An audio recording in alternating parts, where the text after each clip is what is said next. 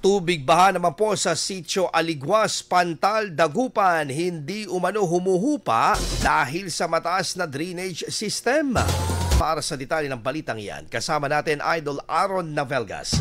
104.7 IFM Report.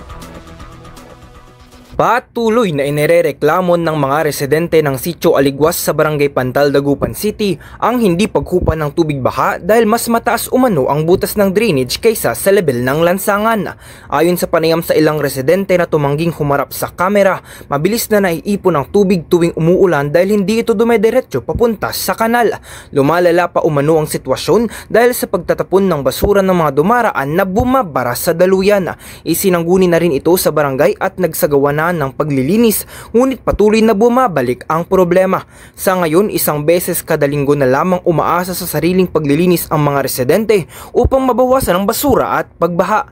Matatandaang umabot hanggang bewang ang tubig sa kasagsagan ng bagyong Uwan, antas na hindi umano nararanasan bago ang pagpapataas ng kalsada sa lugar. Kasama mo sa IFM News Dagupan, Idol Aaron Navelgas, Tatak IFM. IFM News. IFM News.